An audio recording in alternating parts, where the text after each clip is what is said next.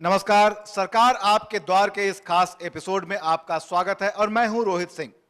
जैसा कि आप जानते हैं, हम अपने इस खास कार्यक्रम जिसका नाम है सरकार आपके द्वार के माध्यम से प्रदेश सरकार जो तमाम विकास की योजनाएं पूरे प्रदेश के तमाम जनपदों में चला रही है, उसकी जमीनी हकीकत को जानने की कोशिश करते हैं। हम तमाम जनपदों का दौरा कर रहे हैं, हम जानने की कोशिश कर रहे हैं कि प्रदेश सरकार जिन जिन योजनाओं का क्रियान्वयन जनपदों में कर रही, उनकी जमीनी हकीकत क्या है। हम जनपदों में जाकर तमाम अधिकारियों से, जो विभाग के जुड़े अधिकारी हैं, हम उनसे जानने की कोशिश करते हैं कि आपके विभाग की योजनाएं कैसी चल रही। इतना ही नहीं, उसके बाद हम जनता जनार्दन से भी मिलते हैं, उनसे जानने की कोशिश करते हैं कि जो वादे और दावे किए जा रहे हैं उसका वाकई में जमीनी हकीकत क्या है। तो इस कार्यक्रम को लेकर आज हम मौजूद हैं जनपद कानपुर देहात में, और आइए अब आपको रूबरू कराते हैं जनपद कानपुर देहात के उन अधिकारियों से जिनके नेतृत्व में तमाम विकास की योजनाएं संचालित की जा रही है। मंच पे चलते हैं। हमारे मध्य बैठे हैं जिलाधिकारी श्री कुमार रविकांत सिंह। जिलाधिकारी महोदय के दाहिनी तरफ बैठे हैं जनपद के मुख्य विकास अधिकारी श्री राजकुमार श्रीवास्तव जी। जिलाधिकारी महोदय के बाएं तरफ बैठी हैं जनपद की पुलिस अधीक्षक पुष्पांजलि जी। परिचय के बाद अब बात करेंगे तमाम विकास योजनाओं के बारे में। सबसे पहले चलते हैं जिलाधिकारी महोदय के पास, आपसे जानने की कोशिश करेंगे प्रदेश सरकार आपके जनपद में जो तमाम विकास की योजनाएं चला रही, उनमें कौन कौन सी प्रमुख योजनाएं हैं और कौन कौन सी ऐसी योजनाएं हैं जिनका क्रियान्वयन करने के बाद कानपुर देहात जो जनपद है वो विकास की दौड़ में काफी आगे निकल सकता है। प्रदेश सरकार विभिन्न योजनाएं संचालित कर रही है और ये तमाम विभागों से संबंधित हैं। उदाहरण के तौर पे कृषि विभाग से संबंधित डीबीटी योजना है, जिसमें किसानों को सीधे उनके खातों में सब्सिडी का लाभ पहुंचाया गया है। ये उत्तर प्रदेश ही नहीं, पूरे भारत में पहली बार योजना लागू की गई है और सफलतापूर्वक लागू की गई है। जनपद के लगभग 40,000 किसान इससे सीधे तौर पर लाभान्वित हुए हैं। पशुपालन विभाग में मुख्य योजना कामधेनु योजना है। कामधेनु योजना के आकार को देखते हुए इसे 3 विभिन्न भागों में तोड़ा गया है: कामधेनु, मिनी कामधेनु और माइक्रो कामधेनु, जिसमें 100, 50 और 25 जानवर पाले जाते हैं। जनपद कानपुर देहात में कामधेनु योजना सफलतापूर्वक लागू है। इसके अलावा पेंशन योजना, समाजवादी पेंशन में जनपद में 45,000 के लगभग लोग लाभान्वित हो रहे हैं। आवासीय योजना के तौर पे प्रदेश सरकार ने एक अद्वितीय योजना चलाई है, लोहिया ग्रामीण आवासीय योजना। यह आवासीय योजना पूरे भारत में अपने प्रकार की अनूठी योजना है, जिसमें न केवल गरीबों को रहने के लिए छत मुहैया कराई जा रही है, बल्कि उस छत में रोशनी और हवा का प्रबंध भी कराया जा रहा है। इसीलिए सोलर पावर पैक के साथ आवास प्रदान करना प्रदेश सरकार की सबसे महत्वाकांक्षी और अलग प्रकार की योजना है, जो उन गरीबों के लिए वरदान साबित हो रही है जिनका नाम बीपीएल सूची में नहीं था और जो किसी प्रकार से इंदिरा आवास के पात्र नहीं हो सकते थे। अब तक जनपद कानपुर देहात में 1,725 लोहिया आवास दिए जा चुके हैं। इसी तरह मेधावी छात्रों के लिए निःशुल्क लैपटॉप वितरण योजना है, जो अभी भी जनपद में क्रियान्वित हो रही है और इस वर्ष जनपद के 474 विभिन्न मेधावी छात्र इस योजना के लिए चयनित किए गए हैं।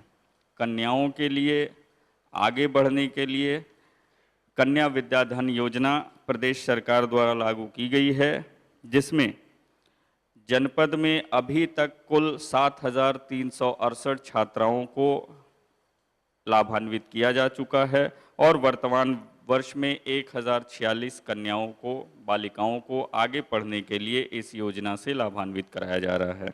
कृषक दुर्घटना बीमा योजना उन किसानों के लिए, उन किसानों के परिवारों के लिए जिनकी अकस्मात मृत्यु हो जाती है और उनके पास जीविका का कोई सहारा नहीं रह जाता, उन परिवारों को प्रदेश सरकार 5 लाख रुपए अविलंब आर्थिक सहायता के तौर पे देती है, जिससे मुखिया के मृत्यु के बाद कम से कम परिवार बिखर ना पाए। इसमें जनपद कानपुर देहात में अभी तक 871 ऐसे दुर्भाग्यपूर्ण घटनाओं को कवर किया जा चुका है, ऐसे परिवारों को लाभान्वित किया गया है।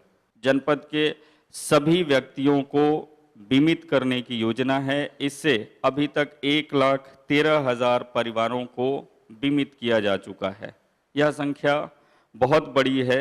जनपद की जनसंख्या के दृष्टिगत 1,13,000 आम आदमी बीमित किए जा चुके हैं प्रदेश सरकार द्वारा। चिकित्सा के क्षेत्र में एम्बुलेंस सर्विस 102, 108 हम सभी जानते हैं। जहां पहले मरीज घर से सीएचसी, पीएचसी तक जाने में बहुत असुविधा महसूस करता था। रात के समय गांवों से अस्पताल तक सवारी उपलब्ध नहीं होती थी। इस परेशानी को प्रदेश सरकार ने दूर किया। एम्बुलेंस सर्विस के रूप में 102 और 108 ये चलाना प्रदेश सरकार ने जनपद के उन मरीजों के लिए बहुत ही राहत का काम किया है जो दूर दराज के क्षेत्रों में रहते हैं और उन्हें चिकित्सा सेवा की आवश्यकता होती है। और अब बात करेंगे मुख्य विकास अधिकारी महोदय से। आपसे जानना चाहेंगे, हालांकि तमाम योजनाओं के बारे में जिलाधिकारी महोदय ने काफी विस्तार से बताया, लेकिन सीधे सीधे आप तमाम विकास की योजनाओं को देख रहे हैं, क्या क्या चुनौतियां आपके सामने आ रही हैं? प्रदेश सरकार द्वारा जो योजनाएं चलाई जा रही हैं मुख्यतया गांवों के विकास के लिए हैं। जैसा आप जानते हैं, कानपुर देहात जनपद में 640 ग्राम पंचायतें हैं। लोकतांत्रिक व्यवस्था के अंतर्गत पिछले वर्ष हम लोगों ने ग्राम पंचायत, क्षेत्र पंचायत और जिला पंचायत के निर्वाचन सकुशल और शांतिपूर्वक निष्पक्ष रूप से संपन्न कराए और अब उस व्यवस्था के अंतर्गत इन सभी ग्राम पंचायतों में विकास कार्य चलाए जा रहे हैं। ये क्षेत्र अलग अलग हैं, इंफ्रास्ट्रक्चर के भी हैं, साथ ही साथ व्यक्तिगत लाभार्थी को भी हम लोग लाभ पहुंचाते हैं। साथ ही साथ शिक्षा, स्वास्थ्य और जन कल्याण के क्षेत्रों में अलग अलग विभागों की योजनाओं में ये कार्य किए जा रहे हैं। जैसे उदाहरण के लिए इंफ्रास्ट्रक्चर में मैं बताना चाहूँगा, इस जनपद के मुख्यालय में कोई पार्क नहीं था। अब कानपुर विकास प्राधिकरण के सहयोग से जनपद मुख्यालय पर लोहिया इको पार्क का कार्य आरंभ हो चुका है और ये शीघ्र ही पूर्ण हो जाएगा। मातृत्व लाभ सप्ताह भी अभी गत माह मनाया गया था और इसमें लगभग 20,000 गर्भवती स्त्रियों का परीक्षण करते हुए 2,000 से अधिक स्त्रियों को चिन्हित किया गया, जिनका विस्तृत परीक्षण किया गया और उन्हें हाई रिस्क प्रेगनेंसी मानते हुए सेफ डिलीवरी कराने के लिए व्यवस्था सुनिश्चित कराई जा रही है।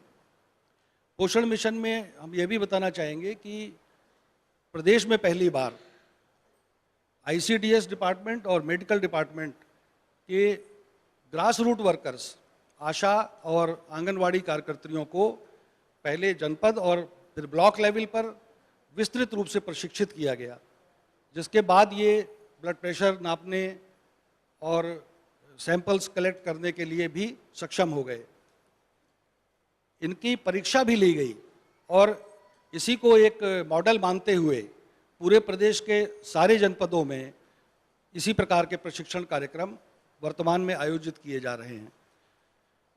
ये कार्यक्रम हमारे लिए बहुत उपयोगी सिद्ध हुए हैं क्योंकि इन्हीं के माध्यम से हम अपने बच्चों के स्वास्थ्य रक्षा के लिए अधिक से अधिक प्रयत्न करने में सफल हुए हैं। और अब बात करेंगे पुलिस अधीक्षक महोदया से। आपसे जानने की कोशिश करेंगे, जैसा कि अभी जिलाधिकारी महोदय और सीडीओ साहब ने तमाम विकास की योजनाओं के बारे में काफी विस्तार से बताया, लेकिन एक पहलू ये भी है कि जब तक पुलिसिंग सिस्टम, यानी दूसरे शब्दों में कहा जाए तो कानून व्यवस्था का राज जनपद में कायम न हो, तो विकास का लाभ सही मायने में जनता को नहीं मिल पाता है।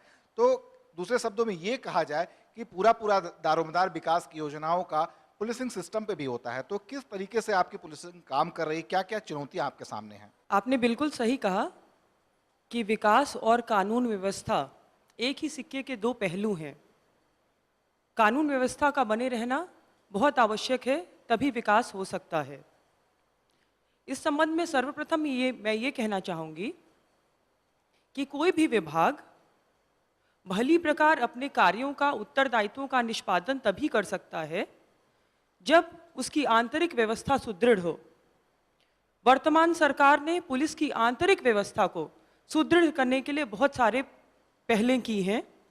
जैसे उन्होंने बहुत सारी नई भर्तियां की, वाहन उपलब्ध कराए, नई चौकियां, नए थाने बनवाए गए हैं, अन्य संसाधन भी उपलब्ध कराए गए हैं, जिससे पुलिस व्यवस्था पहले से अधिक सुदृढ़ हुई है और जनता की समस्याओं का समाधान करने में और सक्षम हुई है।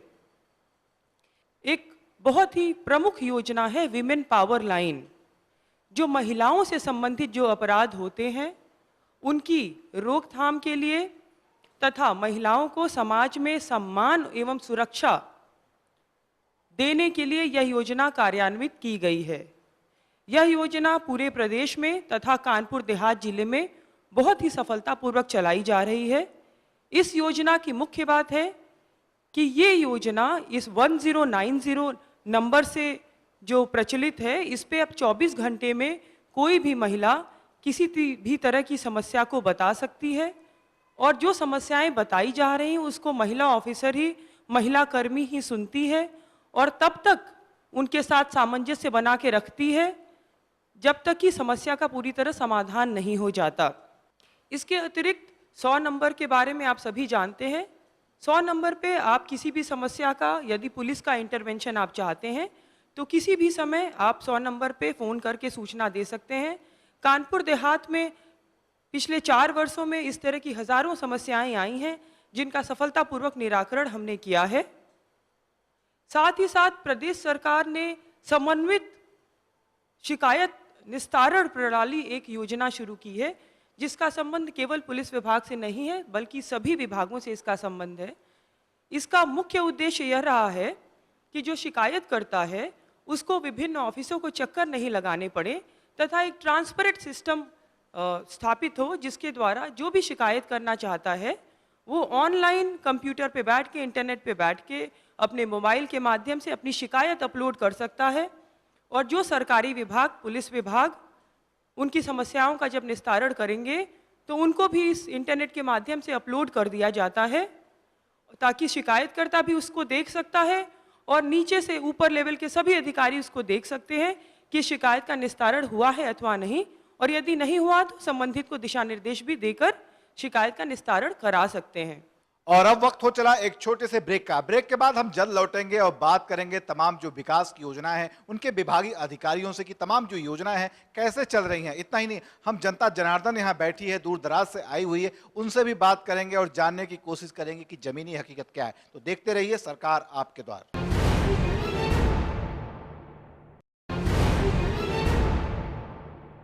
ब्रेक के बाद आपका स्वागत है कार्यक्रम सरकार आपके द्वार में। और अब बात करते हैं तमाम विकास की योजनाओं के बारे में, विभागवार बात करते हैं। सबसे पहले हम बात करते हैं समाज कल्याण विभाग की योजनाओं के बारे में। इस विभाग के तहत मुख्यमंत्री की एक महत्वाकांक्षी योजना समाजवादी पेंशन योजना चलाई जा रही है। तो कानपुर देहात जनपद में क्या स्थिति है, इसके बारे में हम जानने की कोशिश करते हैं जनपद के समाज कल्याण विभाग के अधिकारी महोदय से। जी आप बताएं। हमारे जनपद में समाजवादी पेंशन योजना जो शासन की सबसे महत्वपूर्ण योजना है, ये एक अनूठी योजना है। एक ऐसे लाभार्थियों को इस योजना के अंतर्गत लाभान्वित कराना है जिनको जो गरीबी रेखा के नीचे जीवन यापन करते हैं और जिनको किसी भी पेंशन योजना से लाभ नहीं प्राप्त हो रहा है। इस पेंशन योजना में महिला लाभार्थी को प्राथमिकता दी गई है। 500 रुपये प्रति लाभार्थी को दिया जाता है प्रतिमाह पेंशन के रूप में। स्वास्थ्य और शिक्षा से संबंधित जुड़ी योजनाओं का पूरा करने के उपरांत 1 वर्ष के बाद 50 रुपये की वृद्धि पेंशन में की जाती है। जनपद में अब तक 51,000 लाभार्थियों को समाजवादी पेंशन योजना का लाभ दिया जा रहा है। अभी समाज कल्याण अधिकारी महोदय दावा कर रहे थे कितने लोगों को समाजवादी पेंशन यहाँ मिल रहा है। ये तो दावा था, तमाम अधिकारी अपने अपने विभाग के बारे में दावे करते हैं, लेकिन हकीकत क्या है ये तो जनता जनार्दन के बीच में जाने से पता चलती है। तमाम जनता जनार्दन यहाँ मौजूद है, हम उनसे बात करने की कोशिश करेंगे, जानने की कोशिश करेंगे कि जो दावे किए गए हैं समाज कल्याण विभाग द्वारा उनकी हकीकत क्या है। क्या आपको इस योजना का लाभ मिलता है, किस तरह से मिलता है, और यदि मिलता है तो इससे इस पैसे का आप करती क्या है। जी आप बताएं। हमको समाजवादी वाली पेंशन मिलती है 500 रुपये हर माह। हमको उस पेंशन से बहुत लाभ है। हमारे गरीबी भी दूर हो गई। छोटे छोटे बच्चे पढ़ते हैं, उनको भी कापी पेन इससे भी हमारे सारे खर्चे चलते हैं और घर की साफ सफाई, बहुत सारी चीज़ों से हमको लाभ हो रहा है। समाजवादी पेंशन मिलती है, अपने लड़के बच्चों को पढ़ाते हैं, घर की रिश्ते चलाते हैं और उसी में करते हैं सब कुछ। हमको बहुत लाभ मिलता है। समाज कल्याण के बाद अब हम बात करते हैं स्वास्थ्य विभाग की तमाम योजनाओं के बारे में। कानपुर देहात में निश्चित रूप से, जैसा कि इस जनपद के नाम के साथ ही देहात जुड़ा है, इससे सोच के अंदाजा लगाया जा सकता है कि जो स्वास्थ्य की जो सुविधाएं होती हैं उनके समक्ष एक बहुत बड़ी चुनौती इस जनपद में होगी। तो किस तरह से क्या क्या चुनौतियां हैं और चुनौतियों के बीच में प्रदेश सरकार की जो तमाम योजनाएं हैं इसको किस तरीके से संचालित की जा रही है, हम बात करेंगे यहाँ के सीएमओ साहब से। जी आप बताएं। हमारे सरकार की प्राथमिकता संपूर्ण स्वास्थ्य की है। विशेषकर ध्यान हमारे जच्चा बच्चा पर, मातृ शिशु मृत्यु दर को जो हमारे देश में ज़्यादा थे उसको कम करने की पहल की है, जिसमें हमें सबसे ज़्यादा सहयोग कानपुर देहात में 102 और 108 एम्बुलेंस ने किया। हमारे दूर दराज से गर्भवती महिलाएं जो रात में या दिन में भी साधन नहीं मिलते थे, वो हमारे 102 के उपलब्धता से आधे घंटे के अंदर उनको उपलब्ध हो जाती हैं और मेरे चिकित्सालय पहुंच जाती हैं। अब हमारे पास 24 के जगह 4 और 28 102 एम्बुलेंस हो गई हैं आवश्यकताओं को देखते हुए, और 12 के जगह 17 108 हो गए हैं। हम 108 का भी उपयोग गर्भवती महिलाओं को विशेष परिस्थितियों में लाने के लिए करते हैं। फिर हम चलते हैं जनता जनार्दन के बीच में, क्या कसौटी है उनसे ही जानने की कोशिश करते हैं। जी आप बताएं। अभी सीएमओ साहब ने तमाम बातें कही जननी सुरक्षा योजना के बारे में। मेरा जब डिलीवरी हुआ तो आशा को हमने सूचना दी तो उन्होंने तुरंत 102 एम्बुलेंस बुलवा के अस्पताल ले गई। वहाँ पे मेरा प्रसव हुआ, सामान्य प्रसव हो गया था। वहाँ पे 3 दिन तक मुझे खाना निःशुल्क मिला और बच्चे का टीकाकरण भी हुआ और 102 से ही हमें घर भेज दिया गया था। पैसे वगैरह मिले जाते समय? जी सर, 1400 रुपये भी मिला हमको। मेरे पेट में जब 3 महीने का बच्चा था, मैं आशा द्वारा बहन जी के पास टीके लगवाई। बच्चा होने 9 माह तक मैं 4 बार चेकअप हुआ। अस्पताल के द्वारा मुझे बताया गया, बहन जी के द्वारा बताया गया कि प्रसव अस्पताल में ही कराएं। 102 नंबर को फ़ोन किया गया। 9 माह बाद जब पेट में दर्द होने लगे तो अस्पताल भेजा गया। वहाँ पे मेरा नॉर्मल डिलीवरी हुआ। 102 के जरिए मुझे घर तक और मेरे बच्चे को वैक्सीनेशन करके सुरक्षित भेजा गया। इसके बाद मुझे 1400 का चेक भी मिला। कार्यक्रम के शुरू में हम बात कर रहे थे तो पुलिस अधीक्षक महोदय ने एक बात कही कि परिवारों को जोड़ने का काम भी पुलिस कर रही कानून व्यवस्था के तहत। तो तमाम पति पत्नी भी यहाँ पे जनता जनार्दन में मौजूद हैं। आइए हम उनसे बात करते हैं, जानने की कोशिश करेंगे कि आखिर क्यों वो अलग हुए थे और अलग हुए तो फिर एक कैसे हो गए और उसमें पुलिस की क्या भूमिका रही। जी आप बताएं, पूरी कहानी क्या थी? पति पत्नी के बीच का विवाद था। मतलब क्या, किस बात पे? कुछ नहीं है, इससे थोड़ा सा था वो, उससे में समझौता हो गया और कुछ भी नहीं। छोटा मोटा विवाद था। क्यों, किस लिए हुआ था, किस बात पे? ऐसे थी, थोड़ी मार पीट भी थे, बात थोड़ी हो गई थी इसलिए। कौन मारता था? ऐसे माता पिता भी आ गए थे, ऐसे थोड़ा सा लड़ने झड़ने में भी हो गई थी और कुछ भी बात नहीं थी। जरा अपने पति देव को दीजिएगा। प्राइवेट फैक्ट्री में ड्यूटी करता हूँ। शाम को जब घर पहुँचा जी तो इन्होंने माता पिता से झगड़ा किया, विवाद किया। अच्छा। मैं गया, हमने कहा क्यों भाई झगड़ा क्यों करती हो? तो इन्होंने कहा नहीं ऐसा नहीं। इन्होंने अपने माता पिता को फोन कर दिया। हाँ। तो हमने इनसे एक आध थप्पड़ मार दिए, ठोक दिया। इतने में इन्होंने विवाद कर दिया। तो अब फिर तो पुलिस में क्यों चले गए थे फिर? ये लोग अपने माता पिता को बुलवा करके जाके यहाँ पुलिस अधीक्षक को मतलब फोन करवा के वहाँ करवा दिया। तो फिर समझौता कैसे हो गया? फिर पुलिस अधीक्षक ने बुलवा के मुझे समझौता करवा दिया सुरक्षित रूप से। अब तो नहीं ना होता है? नहीं, अब तो नहीं होता है, अब प्रेम से रह रहे हैं। बहुत ही अच्छा लगा इन लोगों की बात सुनकर कि जो पहले विवाद था पुलिस के बीच गए थे, लेकिन पुलिस ने हस्तक्षेप करके इनका समझौता करा दिया। एक बार फिर से हम चलेंगे पुलिस अधीक्षक महोदया के पास। काफ़ी अच्छा लगा इन लोगों की, इन परिवारों की बात सुनकर। क्या लगता है कि इसको किस तरह से और इम्प्लीमेंट करने की आवश्यकता है और जनपद में ऐसे कितने लोग हैं जिनको आप लोगों ने एक किया है? जैसा मैंने शुरू में भी बताया कि हमारे पास पिछले 4 वर्षों में सैकड़ों ऐसी शिकायतें आई हैं कि किसी परिवार में किसी भी मुद्दे को लेके कोई वाद विवाद है और नहीं चल रहा, सब ठीक नहीं चल रहा है, और उन लोगों ने हमसे ये कहा कि हमारा जो वाद विवाद है, हम ये चाहते हैं कि ऐच्छिक केंद्र में रखकर इसका समझौता करा दिया जाए। ऐसे मामलों को हमने ऐच्छिक केंद्र में रखा, जिसमें हमने शुरू में समझौता कराने के प्रयास किए। बहुत सारे, अधिकतर ऐसे मामले हुए जिसमें हम समझौता करा पाए। काफ़ी इसमें बैठकें होती हैं, परिवारों को, दोनों पक्षों को कई बार बुलाया जाता है, 3 से 4 बार बुलाया जाता है और वार्ता की जाती है लगातार, और फिर जब दोनों परिवार सहमत हो जाते हैं तो उनके आपसी समझौता हो जाता है। जिन परिवारों में आपसी समझौता नहीं हो पाता है, उसके बाद हम उनका मुकदमा रजिस्टर कर लेते हैं और उसके बाद कानूनी कार्यवाही करते हैं। ये प्रक्रिया रहती है ऐच्छिक केंद्र की। और आइए अब बात करते हैं लोहिया आवास योजना के बारे में। रोटी, कपड़ा और मकान जो जीवन की 3 मूलभूत आवश्यकताएं हैं, उसमें से एक है आवास। प्रदेश सरकार आवास देने का भी कार्य कर रही है। कानपुर देहात में क्या स्थिति है, कितने लोगों को ये आवास मिला है, हम बात करेंगे यहाँ के परियोजना निदेशक महोदय से। आप बताएं, आपके जिले में क्या स्थिति है, कितने लोगों को अब तक लाभ मिल चुका है? लोहिया ग्रामीण आवास योजना वर्तमान सरकार की सबसे महत्वाकांक्षी योजना है और इस योजना के अंतर्गत हम उन लाभार्थियों को लाभान्वित कराते हैं जो आवासहीन हैं या उनके पास रहने कोई जगह नहीं है। 36,000 रुपये इनकी वार्षिक आय से, 36,000 से उनकी वार्षिक आय से कम इनकी आय होनी चाहिए। ऐसे लोगों को हम इसमें चिन्हित करते हैं। इस आवास योजना की सबसे महत्वपूर्ण बात यह है कि यह अब तक की सबसे ज़्यादा धनराशि दी जाने वाली योजना है। अब तक हम इंदिरा आवास में मात्र 17,000 रुपये दिया करते थे, लेकिन इसमें हम 2,75,000 रुपये केवल आवास निर्माण के लिए और 30,000 रुपये हम सोलर लाइट के लिए अलग से हम संबंधित लाभार्थी को हम मुहैया कराते हैं।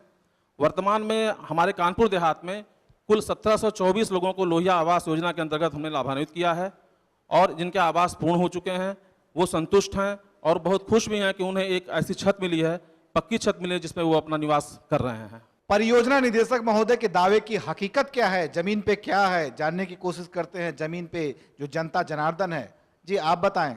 आवास की बातें हो रही हैं, परियोजना निदेशक महोदय ने कहा तमाम लोगों को आवास मिल रहा है, आपको भी मिला है?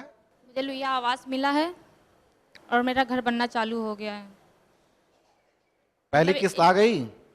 हाँ, किस्त पहली आई, 1,35,000 रुपये की आई हुई है। यहाँ के श्रम प्रवर्तन अधिकारी महोदय मौजूद हैं, आपसे जानने की कोशिश करेंगे किस तरह से श्रमिकों के लिए क्या योजनाएं और कितने लोगों को लाभ दिया जा चुका है। असंगठित क्षेत्र के श्रमिकों को पंजीकृत करने के लिए, निर्माण श्रमिकों को पंजीकृत करने के लिए उत्तर प्रदेश भवन एवं सह निर्माण कर्मकार कल्याण बोर्ड की एक सुविचारित योजना है, जिसमें हम लोग 18 से 60 साल की उम्र के लोगों को पंजीकृत करते हैं और इनको विभिन्न योजनाओं से लाभान्वित कराते हैं। इसमें विशेष रूप से शिशु हित लाभ योजना, मातृत्व हित लाभ योजना, दुर्घटना सहायता योजना और साइकिल सहायता योजना संचालित की जा रही है। अभी तक जनपद में हम लोग 33,000 श्रमिकों को पंजीकृत कर चुके हैं और 4700 लोगों को हम लोग साइकिल वितरित कर चुके हैं और 402 लोगों को शिशु हित लाभ में योजना में हम लोग लाभान्वित करा चुके हैं। जनता जनार्दन में तमाम श्रमिक लोग भी मौजूद हैं, आइए हम उनसे ही पूछते हैं। जी आप बताएं कि श्रमिकों के लिए जो योजनाएं हैं उसमें से किस योजना का आपको क्या लाभ मिला है? हमको नरेगा में नाम हुआ, नाम होने के बाद हमको साइकिल मिली सर जी। साइकिल मिलने के बाद में बहुत बड़ी खुशी हुई, सरकार को बड़े आभारी हुए। इसके बाद में हमको मिला उजीफा मिला 4500 उजीफा मिलने के बाद में फिर हमको बच्चों के फीस टाइम से पहुंचने लगी। फिर इसके बाद में हमको सूर्य ऊर्जा मिला। सूर्य ऊर्जा मिलने के बाद में बच्चों के शाम को पढ़ने के लिए बहुत बड़ी खुशी बढ़ी। और वक्त हो चला एक छोटे से ब्रेक का। ब्रेक के बाद हम जल्द लौटेंगे, आप कहीं जाइएगा मत, क्योंकि आज का दिन आपके लिए खास है, क्योंकि पूरी की पूरी सरकार आज आपके द्वार है।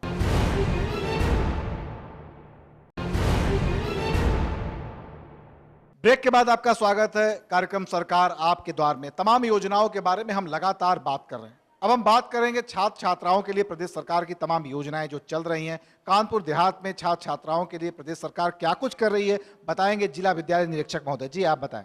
माध्यमिक शिक्षा के उन्नयन के लिए सरकार द्वारा 2 महत्वाकांक्षी योजनाएं संचालित हैं। पहली कन्या विद्याधन योजना और दूसरी निःशुल्क लैपटॉप वितरण योजना। कन्या विद्याधन योजना के अंतर्गत बालिकाओं के खाते में एक मुश्त 30,000 रुपये की धनराशि ट्रांसफ़र की जाती है। यह धनराशि उन छात्राओं के खाते में ट्रांसफ़र की जाती है जो मेधावी छात्राएं हैं। इसके लिए वर्ष 2015 का जनपद के लिए 1046 छात्राओं का लक्ष्य रखा गया था। सरकार द्वारा इसके लिए 3 करोड़ और 13,80,000 रुपये उपलब्ध कराए गए थे। इस धनराशि को उनके खाते में ई पेमेंट के माध्यम से ट्रांसफ़र की कार्रवाई की जा चुकी है। दूसरी हमारी महत्वपूर्ण योजना माध्यमिक शिक्षा के अंतर्गत लैपटॉप वितरण की है। लैपटॉप वितरण योजना के अंतर्गत प्रथम चरण में वर्ष 2012 से ये योजना प्रारंभ हुई। जनपद के 21,175 छात्र इससे आच्छादित किए गए। इस वर्ष 2015 में इस योजना के अंतर्गत 474 का लक्ष्य प्राप्त हुआ था। इन 474 लैपटॉप को समारोह के माध्यम से इनको वितरित किया जा चुका है। जिला विद्यालय निरीक्षक महोदय ने दावे किए हैं किस तरह से लैपटॉप लोगों को मिल रहा है, छात्र छात्राओं को कन्या विद्याधन का लाभ मिल रहा है।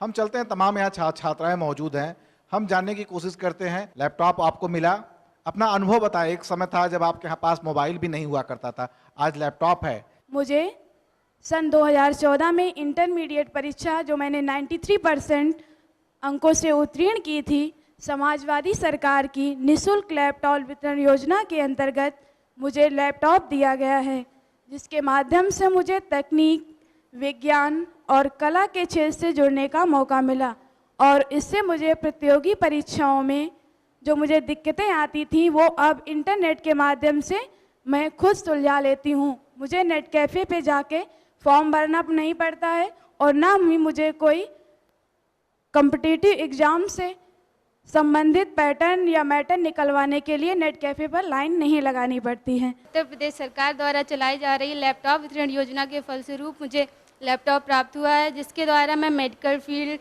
और हर प्रकार की साइंटिफिक जो नॉलेज होती है उसको ऑब्टेन कर पाई हूँ और मैं अब जब आगे बढ़ूँगी अपने फ्यूचर में हर प्रकार की फैसिलिटीज़ और सुविधाओं को प्राप्त करने में सक्षम हूँ। लैपटॉप के बाद बात करते हैं कन्या विद्याधन योजना के बारे में। प्रदेश सरकार छात्राओं को सहयोग कर रही है। यदि किसी तरीके से आर्थिक अभाव के चलते उनकी पढ़ाई रुक जाया करती तो अब वो दिन नहीं रहे। अब छात्राओं को प्रदेश सरकार कन्या विद्याधन के माध्यम से लाभ दे रही है ताकि वो अपनी पढ़ाई को आगे जारी रख सकें।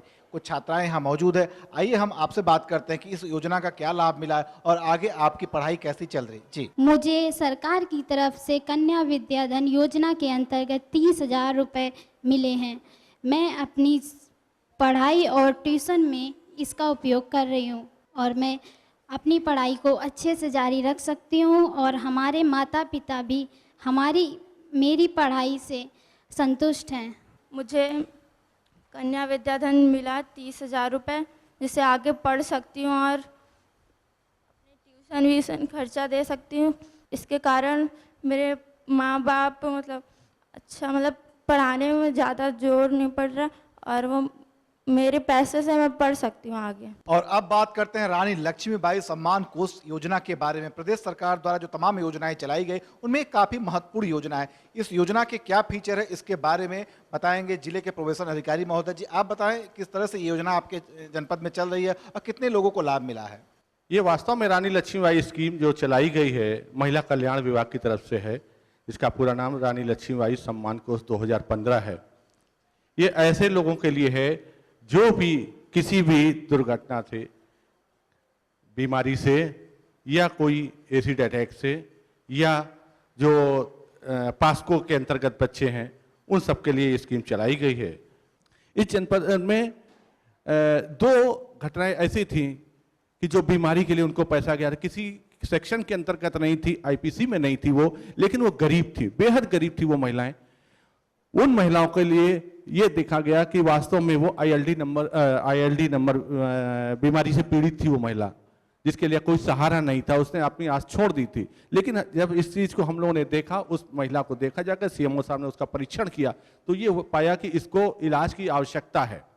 हम लोगों ने उस महिला का बिल्कुल परीक्षण किया, सब कुछ किया, शासन को प्रेषित किया और वहाँ से उसको 20,000 रुपये प्रति माह की तरफ से 1,20,000 रुपये 6 माह का एडवांस उसको धनराशि प्रदान की गई उसको। इत्तेफाक से वो महिला हमारे बीच में मौजूद हैं जिनके बारे में अभी डीपीओ साहब ने बताया किस तरह से उन्हें प्रतिमाह 20,000 रुपये की आवश्यकता पड़ती इलाज के लिए। हम चलते हैं, बात करते हैं उन्हीं से क्या बीमारी हुई थी और किस तरह से आपको सहयोग मिल रहा है और अभी क्या स्थिति है आपकी। जी बताएं। मुझे 3 साल से आईएलडी की बीमारी है, जिसमें कि मेरे फेफड़ों में इन्फेक्शन हो गया है, जिससे ऑक्सीजन की कमी हो गई है। 2 साल से मुझे ऑक्सीजन लगा हुआ है और उसकी वजह से मुझे ससुराल वालों ने घर से बाहर निकाल दिया।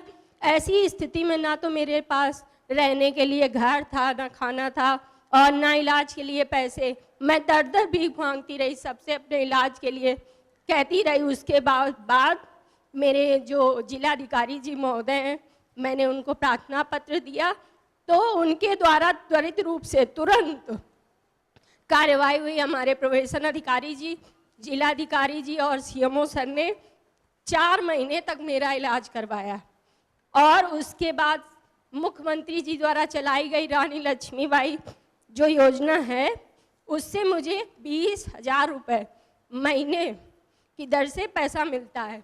आज मुझे अवसर मिला है कि मैं इस जगह पर ये कह सकूं कि देश की हर बेटी, हर बहू मेरी तरह लाचार ना हो।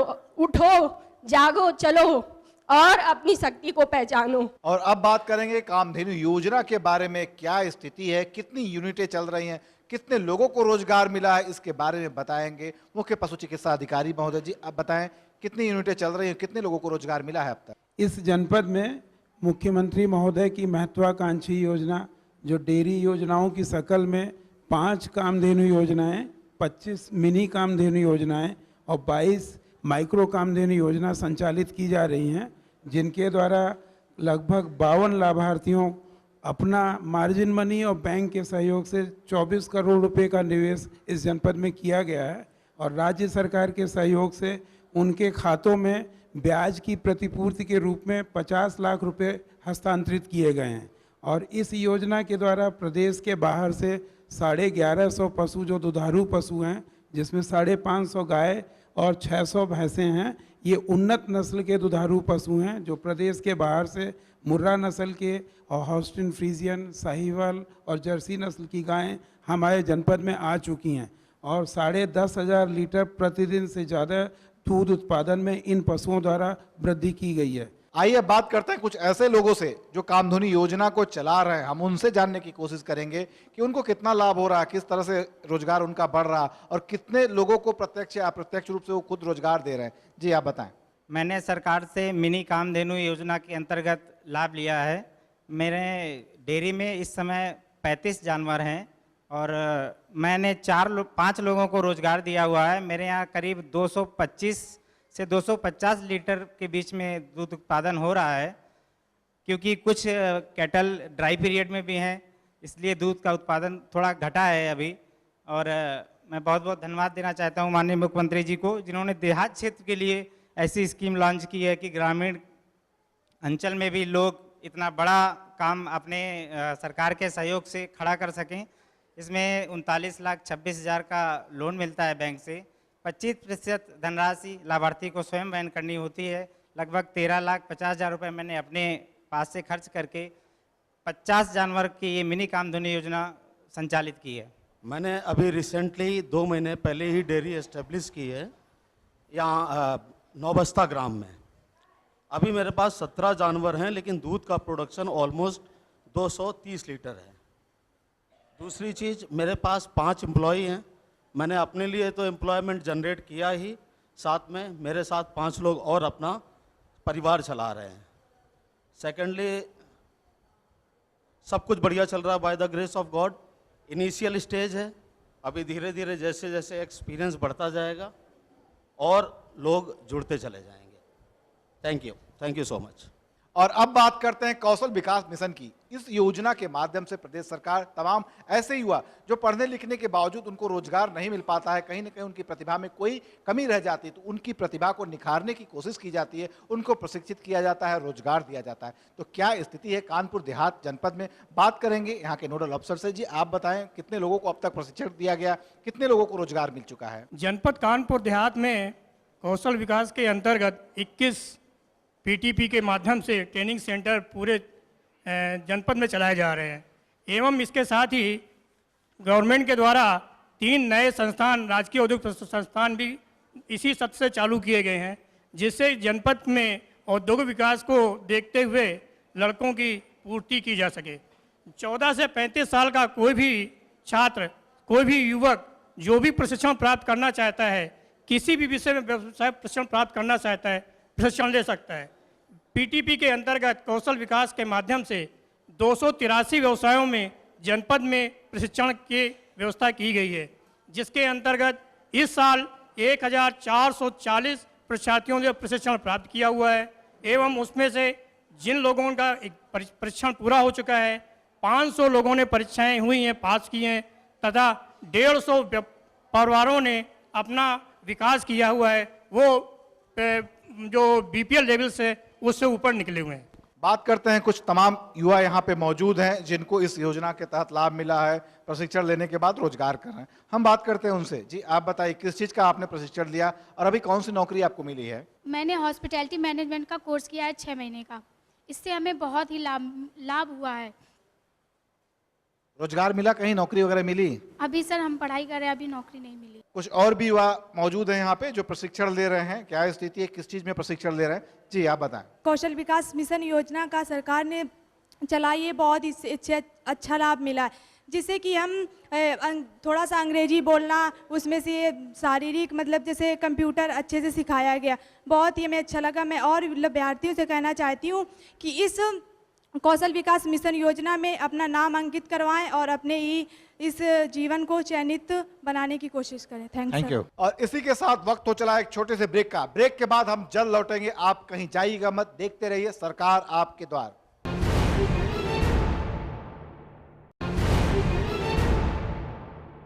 ब्रेक के बाद आपका स्वागत है कार्यक्रम सरकार आपके द्वार में। अब तक हम लगातार बात कर रहे थे विकास की योजनाओं के बारे में। तमाम जो विभाग के अधिकारी आए हमने उनसे बात की, जनता जनार्दन आई हुए उनसे भी हमने जमीनी हकीकत जाना।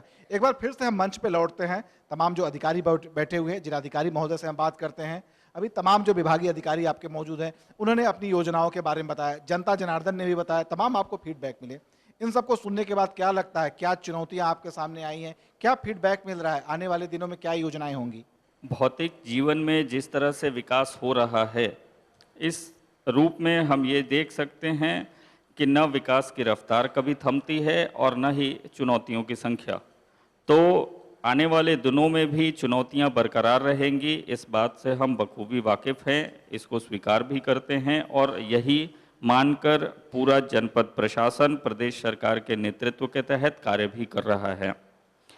जैसा आप अवगत हैं, 20 लाख की जनसंख्या वाले जनपद कानपुर देहात में लगभग 4 से 5 लाख परिवार निवास करते हैं और इन 4 से 5 लाख परिवारों में लगभग 1 लाख से ज़्यादा परिवार सीधे सीधे प्रदेश सरकार द्वारा संचालित पेंशन के रूप में आर्थिक सहायता की योजनाओं से लाभान्वित हैं। इसके अतिरिक्त किसानों की बात करें तो लगभग 44,000 किसान पारदर्शी किसान योजना के तहत पंजीकृत हो चुके हैं। इनमें से सब्सिडी अनुदान पाने वाले लगभग 11,000 हैं। छात्राओं को कन्या विद्या धन मिल चुका है, मिल रहा है। अभी तक प्रदेश सरकार ने जनपद की लगभग 10,000 छात्राओं को इस योजना से लाभान्वित किया है। ये लगभग 10,000 छात्राएं जब अपने भविष्य में कदम रखेंगी तो एक बेहतर जनपद, एक बेहतर प्रदेश का निर्माण करेंगी। ये मेरी आशा ही नहीं, मेरा पूर्ण विश्वास भी है। एक बार फिर से चलते हैं मुख्य विकास अधिकारी महोदय के पास, आपसे जानने की कोशिश करते हैं। तमाम जनता जनार्दन से हमने बात की, काफ़ी कुछ फीडबैक मिला होगा। क्या लगता है, क्या कुछ चुनौतियाँ हैं, क्या कुछ और भी हैं आपको अपने जनपद के लिए करना है? जनपद कानपुर देहात लगातार प्रगति के पथ पर अग्रसर है। हमारे ज़िले में नई तहसील मैथा बन चुकी है। हमारा जनपद मुख्यालय जो पहले ग्राम पंचायत माती हुआ करता था, आज वो नगर पंचायत अकबरपुर है। हमारे ज़िले में हमारा अपना स्टेडियम है, हमारा अपना स्विमिंग पूल भी बन चुका है। अभी पोषण पुनर्वास केंद्र की स्थापना भी हाल में हो चुकी है। हम लोग लगातार प्रयास करते हुए ज़िले के निवासी किसानों की फसल की सुरक्षा के लिए उन्हें बीमित करते रहे हैं और इस वर्ष रबी 15-16 में 52,000 से अधिक किसानों को बीमित किया गया है।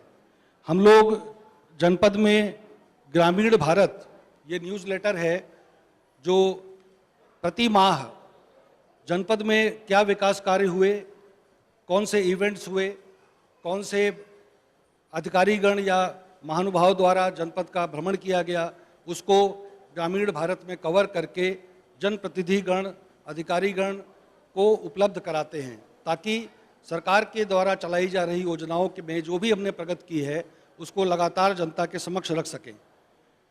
मैं ये कहना चाहूँगा कि प्रगति का जो पहिया है ये हमेशा चलता रहता है, हमेशा गुंजाइश है, मंजिलें और भी हैं पाने के लिए।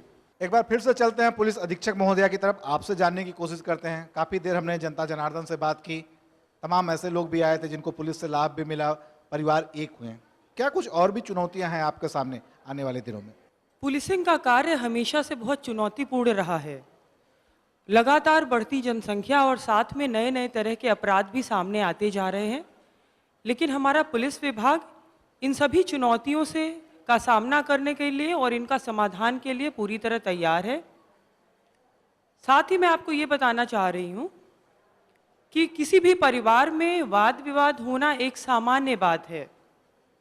कुछ परिवार इन वाद विवादों को आपस में सुलझा लेते हैं, जिनको अपने वाद विवाद अपने आप नहीं सुलझा पा रहे, हमारे इंटरवेंशन की ज़रूरत पड़ती है, तो हम लोग इस चीज़ के लिए तैयार रहते हैं ताकि उनका परिवार न टूटे और उनके आपस में समझौते हो जाएं, ताकि वो खुशी खुशी शांतिपूर्वक अपना आगे का जीवन व्यतीत कर सके। साथ ही में मैं आपको एक बात और बताना चाह रही हूँ कि हमारे पास जनपद कानपुर देहात में 3 फायर स्टेशंस हैं, जिसको सरकार ने और संसाधन उपलब्ध कराए हैं और सुदृढ़ बनाया है। अब गर्मियों का मौसम आ गया है, जिस समय पर आग लगने की संभावना भी बहुत ज़्यादा रहती है। हमने इस संभावना को मद्देनज़र रखते हुए पहले जो फायर स्टेशंस, फायर की गाड़ियां माती, सिकंदरा और भोगनीपुर में थी, इसके अलावा भी हमने रसूलाबाद, डेरापुर और शिवली, इन जगहों पर पूरे जनपद को कवर करने के लिए फायर स्टेशंस की गाड़ियां लगा दी हैं। यदि किन्हीं कारणों से कहीं पे आग लग जाती है तो कृपया आप लोग 100 नंबर डायल करके हमें सूचना दे सकते हैं और हम तुरंत उसके ऊपर कार्यवाही करेंगे।